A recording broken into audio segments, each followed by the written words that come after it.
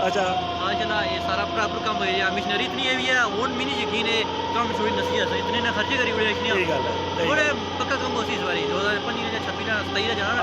अल्लाह करे ये पूरा होसी इंशाल्लाह बहुत मेहरबानी मेरे पर यूट्यूब पर काफी थोड़े संतुष्ट ही माशाल्लाह बल्ले में काम शुरू करता हूं चलो जी दुआ करें जनाब चलो अल्लाह कामयाब करे ये तक आज कितने जनाब यूट्यूबर इकट्ठे हुए गए जनाब रठवारे ब्रिज नहीं बजा क्या ख्याल है सुनील भाई कमायो पाशा साहब ने 1550 ਦਾ ਹੁਣ 1600 ਹੀ ਹੋ हां मैं ना वीडियो शामिल है तको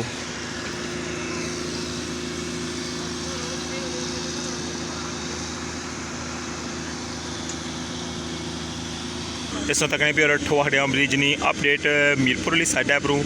तो तकी सकने अस कि मजीद पाइलां भी बननियां पियां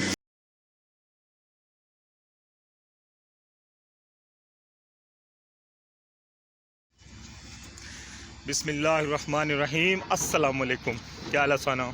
ठीक ठाक हो बाल लो उम्मीद करना कि सो सारे बालो सो अल्लाह ताला सो सारे गी अपने हिफ्ज़ मान च रखे सो तकने पे हमारा family YouTube channel AK2PK vlogs Kasim Irfan नाल द व्यूअर्स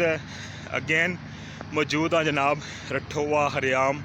ब्रिज न्यू अपडेट पर तो अज ने ब्लॉग इस दसा कि रठोवा हरियाम ब्रिज पर नवी क्या अपडेट हुई है बैड वगैरह इतना बनी रहे तो बाकी जनाब ने जो पाइलां का काम है वह भी स्टार्ट है तो जुलने स्टार्ट करने अज ना ब्लॉग रठोवा हरियाम ब्रिज अपडेट क्या खूबसूरत व्यू है तकी सकने कि जनाब खूबसूरत जनाब सरियाने पुल भी खिले और उन्होंने अंदर ही जनाब इतना प्लांट लगे हुआ है जड़ा ना सरिये ने जड़ा ना कम होने लगे हुआ है नाल बाकी की इतों जनाब तक वहाँ कैसा व्यू लगी रहा है पुला ना बाकी इधर कंटेनर वगैरह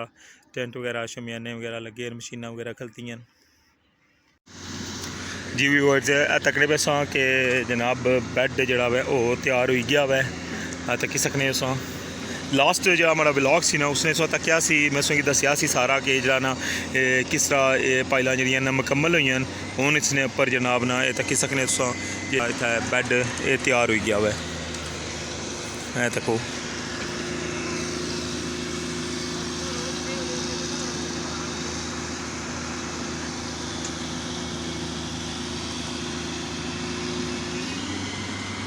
बाकी इसने नाल मैं संगी बुनने की सूरत हाल भी दसना वा कि बुन क्या सूरत हाल है तकी सकने हो ड्रिलिंग जनाब ना इधर नवी पाइलां जड़ियां बनसन उसका काम भी होने लगे हुआ है तकी सकने सामने कि इतना भी जनाब होनी पी है ड्रिलिंग इस पासा जनाब तकी सकने कि लास्ट ब्लॉग इस तक कि इतना ड्रिल कर लगे सन लेकिन हूँ तकी सकने इसने जनाब कंक्रीट भरन होनी पी है सामने तक मशीन आई भी है तो हूँ इसने जनाब कंक्रीट भरने पे जी द व्यूअर्स रठोवा हरियाम ब्रिज ने अपडेट तकी है तो हमारे नाल अज मौजूद हैं साढ़े कश्मीर के माशाल्लाह बहुत फेमस यूट्यूबर जनाब मंसूर जट साहब तो किसी तारफ ने मुहताज को नहीं तो चलने हैं जनाब इन्होंने सानू मुलाकात करवाने हैं जी अस्सलाम वालेकुम जी मंसूर भाई क्या हाल है ठीक हो से ठीक है अज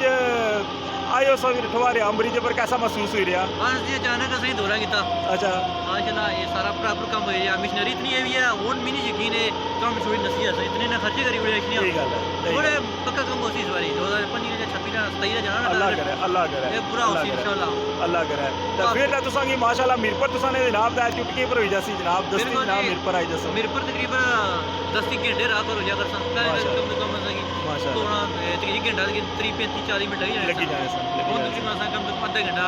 40 मिनट से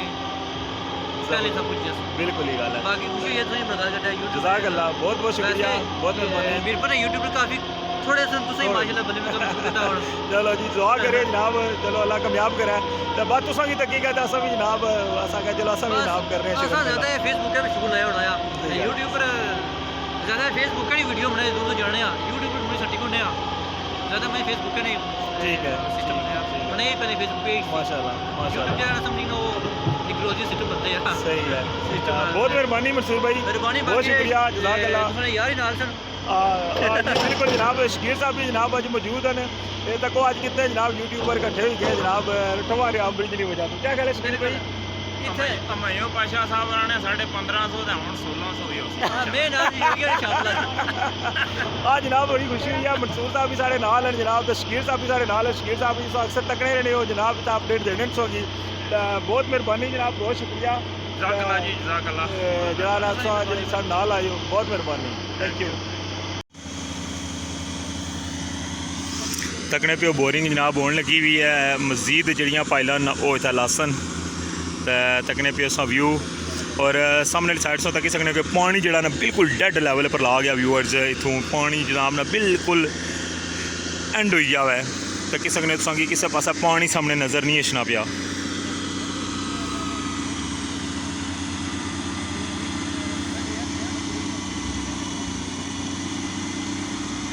इस तकने पे ठोहाड़िया ब्रिज नहीं अपडेट मीरपुर वाली साइड परों